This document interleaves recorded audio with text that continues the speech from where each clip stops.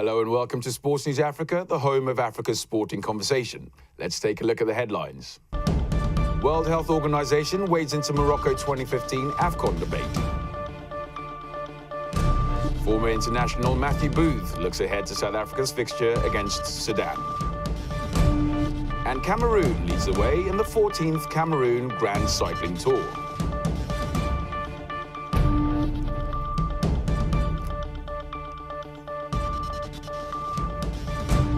Thank you for joining us in Sports News Africa. I'm Ehi Longi. With less than 24 hours to go before Morocco decides on whether to host the 2015 Africa Cup of Nations tournament, both parties appear to be entrenched in their positions. The tournament is now just 2 months away, with an urgent decision needed to satisfy member states. To shed more light on the difficult decisions facing the Moroccan government, we are joined by Dr. Maurizio Babeshi, a mass gathering expert for the World Health Organization. Hello, Dr. Babeshi, and welcome to the show. Doctor, what are the main considerations for the Moroccan government regarding the hosting of the Cup of Nations during this time? W.H.O guidance on how to host international events in times of Ebola consists fundamentally on an educated risk assessment, which is composed, of course, by the analysis of the hazard, the risks, compounded by the mitigation measures. So yes, we possibly may have travelers and an increase of travel, but we also have to see the Moroccan also have to see which type of measure they have in place, and their plan for Ebola is fairly advanced. Okay, have you had a chance to inspect their facilities that the Moroccans have in place should the tournament go ahead? No, we didn't get to see the stadia and in our past missions. But in terms of facilities, it's not just solely the sports facilities. We are talking about the whole airport and ports and hotels, the transportation systems. The Africa's Cup is a tournament played in at least 4 cities, so it's the whole system which is involved. Okay, now do you have sympathy with both positions? Sympathy is a rather unscientific term.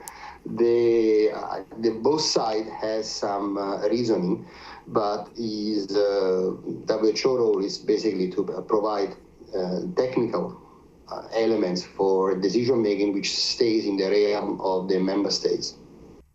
Okay, now is there a precedent for a sporting event taking place during a health scare?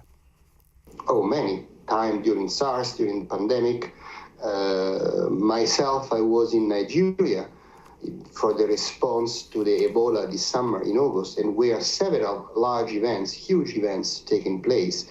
And we spoke with the authority, with the states, convincing them that possibly having them conducted, but with a limited scale or more precautionary principle taken, without the traveling of people from the affected country, and they agreed. So they took place in a smaller scale with other measures, but they did take place. During the pandemic, you had Olympics, you had big events taking place with the precautionary principle and mitigation measure in place. Is a subjective call, and each of the organizing states needs to compound the risks and the mitigation measures they have in place. On a separate note, each of these events brings a big legacy for the health systems in those countries. The resources and the system put in place, for instance, in South Africa for the FIFA World Cup, allow them to organize an excellent African Cup immediately later, and Mandela's funeral in few days. So it is a legacy opportunity. Over. What are the measures that Morocco can implement to assure the public? Each of the mass gathering, each of the event has different features. We have to see whether they are outdoor or indoor. It is moving like a Tour de France, or is stationary like in a stadium. Which kind of crowd is expected, which kind of behavior of the crowd. Are they going to stay for a month in the same, or they're moving around the cities? So it's impossible to give a rule that applies to each and every event. Think of the Volvo Regatta, where the mass gathering moves around the world, or a Formula One event where it stays in that place for 3 or 4 days. It is, again, a risk. There are tools. We have tools, and we can provide technical support to all of the organizers. But eventually, it is, for me, like to come to your home and say, you have to cook that recipe in that way. You know your pan, you know the ingredient, you know your grocery better. We can give you the recipe and technical advice, but the decision is yours. Okay, Dr. Maurizio Babeshi, thank you for talking to Sports News Thank Africa. you to you. Bye. Okay, so the fate of the Africa Cup of Nations is imminent, but now, how have the domestic leagues in the countries most affected by Ebola fared? Football in Sierra Leone, Liberia and Guinea have come to a standstill, with empty stadia right across the region.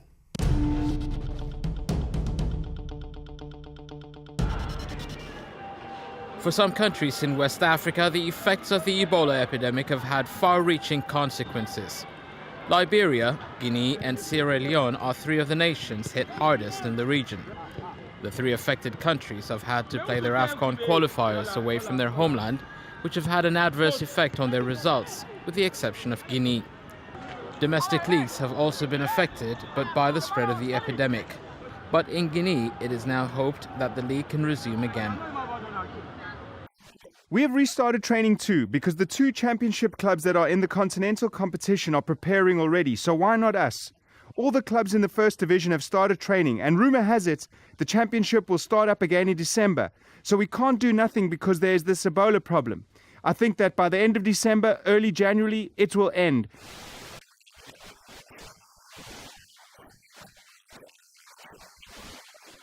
It is a bit complicated. We don't know the program for resuming the championship yet, but we need to concentrate on being ready in time, that we aren't surprised or find out at the last moment when the championship will take place. That is why we have started training already, because we know the epidemic will pass.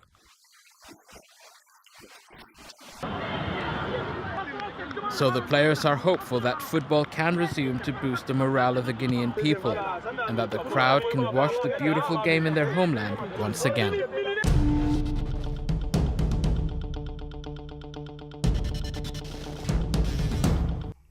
Coming up after the break on Sports News Africa, former international Matthew Booth speaks to SNA about the prospects for the South African squad. And we'll have reaction to the postponement of the Zambian Football League. All that's still to come. See you after the break.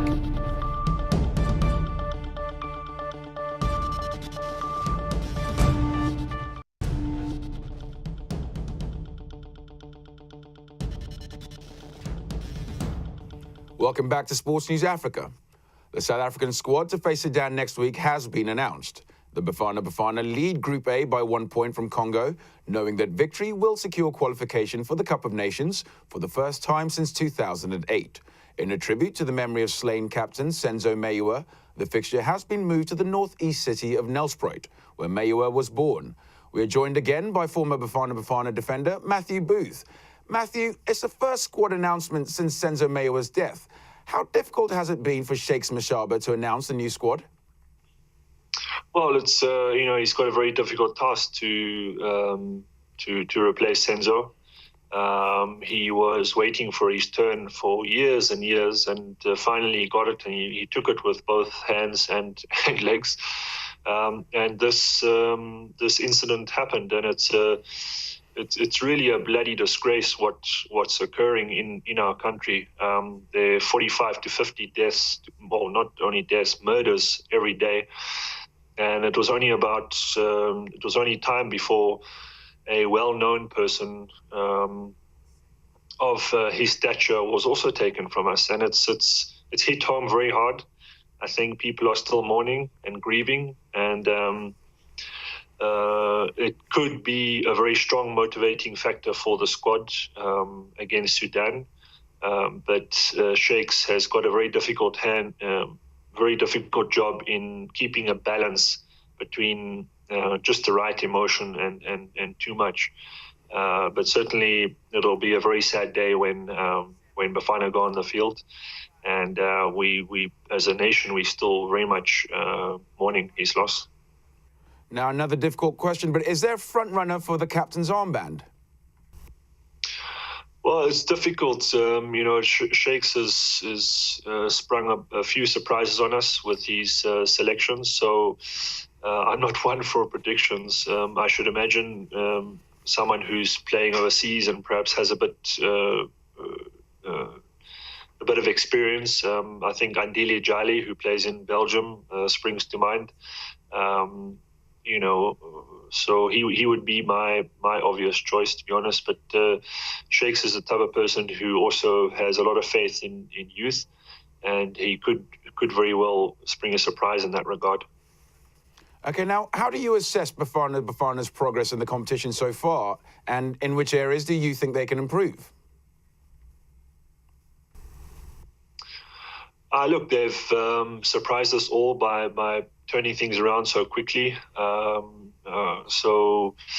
Without being too critical, probably up front we're lacking a bit. I think we've dilly-dallied on the ball too much in the box when we've got into good striking positions. And I think we have to be more clinical in that regard, in qualifiers and in the tournament proper. When you get opportunities, you've got to take them. And I think if we can do that, then we'll certainly progress. Matthew, as ever, pleasure talking to you. Not a problem, always a pleasure. Staying with football, and the domestic league in Zambia has had to be postponed following the death of the country's leader, Michael Sata. The country's football association said it took the decision to delay the start of the season in honour of the late president, but there has been mixed reactions to the move by the Zambian FA.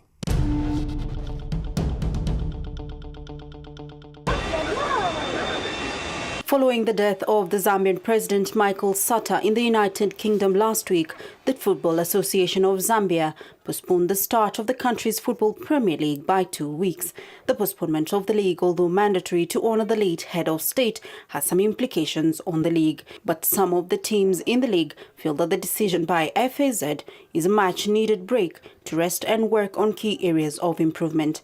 Chilo Katambo, a soccer analyst in Zambia, said the postponement will have some implications with regards to sponsorships. In terms of the Premier League itself, it has delayed, and this means that it also had an impact not only on the players and the clubs, but also on the sponsors, because the sponsor had already made up a calendar which was running up to the 30th of October, but unfortunately it had to be pushed to the 15th of November. But fans like John Hambaya and Gulali Chilili feel postponing the league is valid. Naturally when you are mourning, you have to at least suspend all sporting activities, because people, when they are mourning, you expect them to do that. In terms of preparations, because most of the teams were prepared in one way or two, tactically or financially, so this will definitely bring a drawback to the teams. The Super Division finals matches have also been delayed by 1 week. The late president will be buried on Tuesday next week.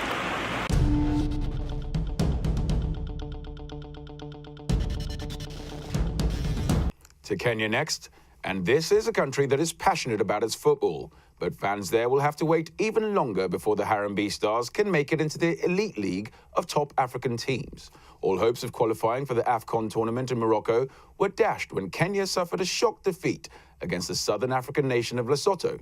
Kenyan football analyst Adindo Ayeko assesses where it all went wrong.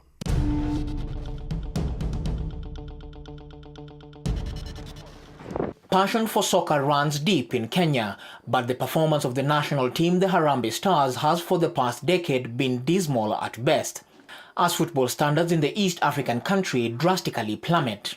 What started off as a possible outright qualification for Kenya in the 2015 AFCON campaign against tiny African state of Lesotho turned into a nightmare when they were handed a thrashing by the Southern Africans, instead increasing agony and frustration for fans. Odindo Ayeko, a Nairobi-based sports analyst, said the elimination of the tournament by lackluster Lesotho indicated how poor the team has become. I think it's quite disappointing that Kenya was eliminated from the qualifiers to the 2014 Cup of Nations, especially by a team nobody expected to beat Kenya, Lesotho. But it's a wake-up call to Kenyan football, because it tells so much about the level the game has sunk. Having appeared in 5 African Cup of Nations tournaments previously, Kenya currently ranks 116th in the latest FIFA ranking and today appears to be slowly fizzling out of the continent's football charts. You can imagine if Kenya beat Burkina Faso in 2004, just 10 years ago. Today Burkina Faso is ranked among the top 5 nations in Africa. They were finalists in South Africa. It tells you a lot.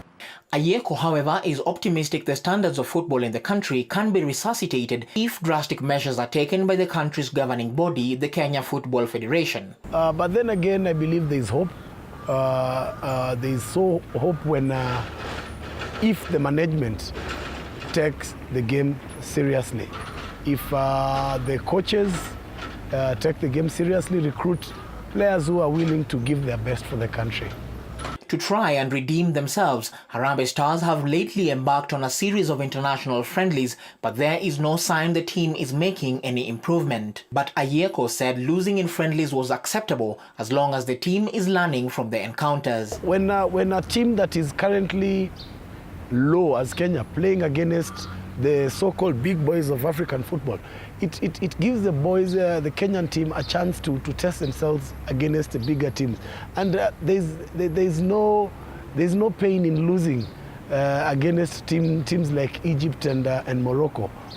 The most important thing is, how do they learn from those defeats? How do they pick up from those defeats? Will those friendlies that they're playing against the big teams help? Because there's no reason why they should play Egypt, they should play Morocco, they should play Iran or Nigeria for that matter, yet it's not helping. There needs to be some improvement. Every other moment they play against a big team, there needs to be some improvement. But at the end of the day, no matter where the misfortunes of the Harambee Stars lie, there is still hope for the once glorious East African side to make a comeback on the continental football scene.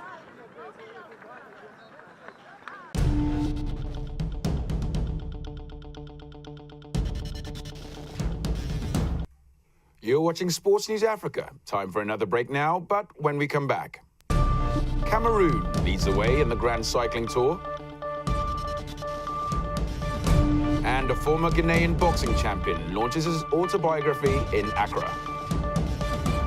See you after the break.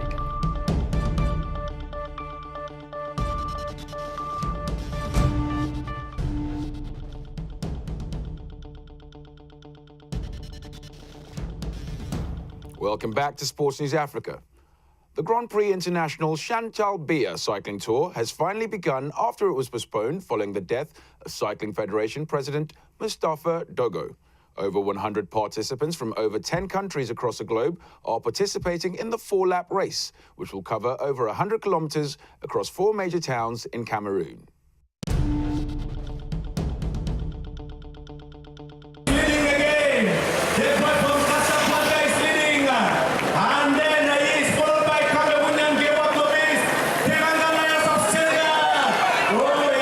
Cameroon has a head start in the 14th edition of the Grand Prix International Chantal Biya cycling race in Yaoundé, Cameroon, after Yannick Lonsi Yemele won the first leg of the race in a time of 2 hours, 59 minutes and 37 seconds.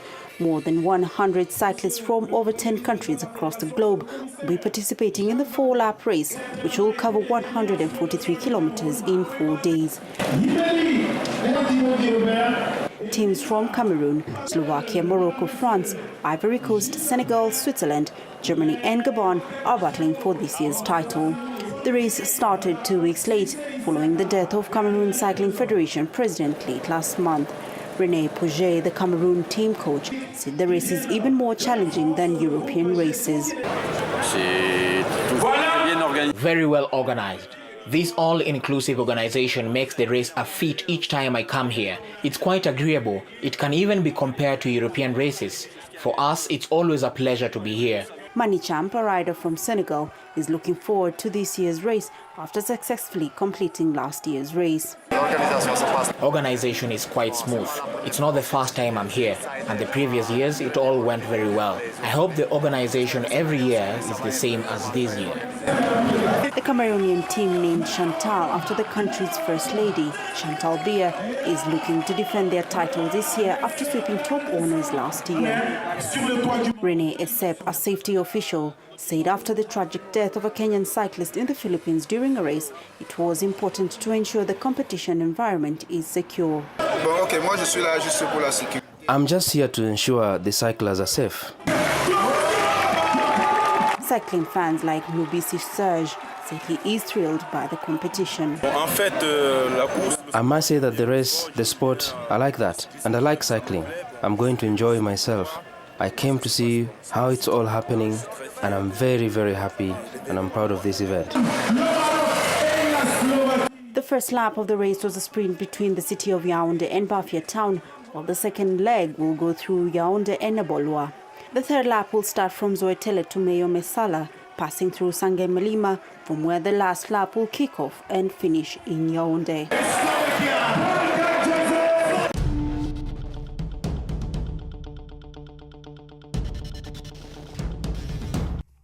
He is considered by many as perhaps the greatest African boxer ever.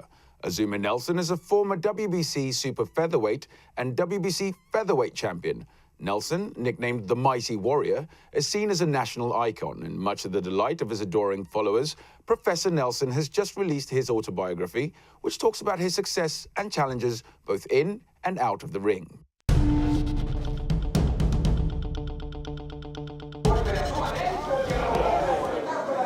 Ghana's legendary boxer Azumah Nelson, also known as Africa's greatest boxer, recently launched his autobiography in Accra, Ghana, in front of an adoring audience who had nothing but praise for him. Nelson's boxing career hit its peak in 1978 at the Commonwealth Games, where he won the gold medal in the featherweight class. His winning streak continued both on the regional and international boxing ring. In 1983, he won the World Featherweight Champion and snatched the World Super Featherweight title in 1988.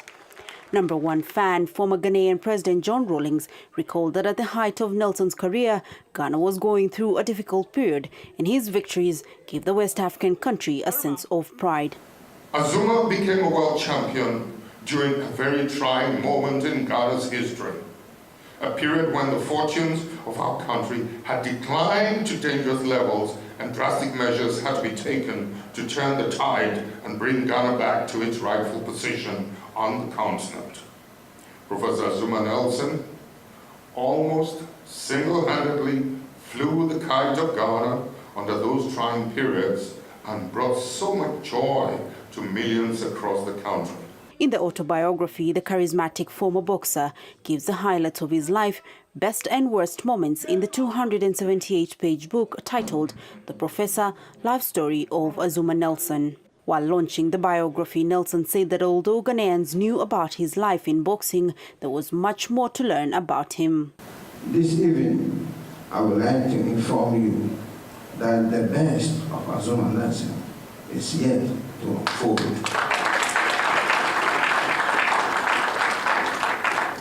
This chapter of my life involves you and I helping the deprived in society. The first 12 copies of the autobiography, which were originally launched in Australia, were auctioned with the highest bidder buying a copy at $35,000, while the lowest bid was $3,500. 6 paintings of his life and career were also auctioned. Those who attended the launch in Accra, like Nyaho Tamalok, a former Ghanaian Football Association president and personal friend, praised Nelson for his achievements. Now, just imagine Azumah having his picture in the World Fame of boxers in the US, where you have the giants of boxing there. That alone should tell you that he's a great man. And now, secondly, I think what has really shot him up nicely is his humility.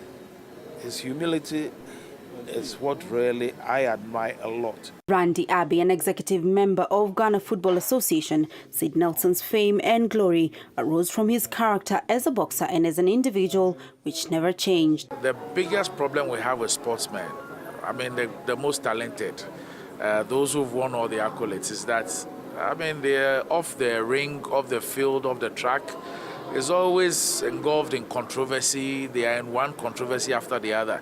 This is somebody who's made his private life or his off the ring reflect exactly his exploits in the ring. Part of the proceeds from the book sale will go towards the construction of the Azumah Nelson Foundation Complex, a multi-purpose sports academy to be established in Akuse, Ghana.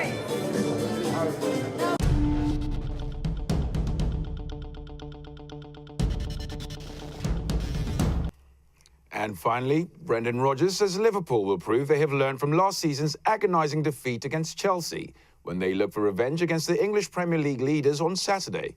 Rodgers' side blew their bid to win a First League title since 1990, when Steven Gerrard's costly slip led to a 2-0 loss. But Rodgers began his news conference by defending his decision to field a weakened team in the Champions League against Real Madrid.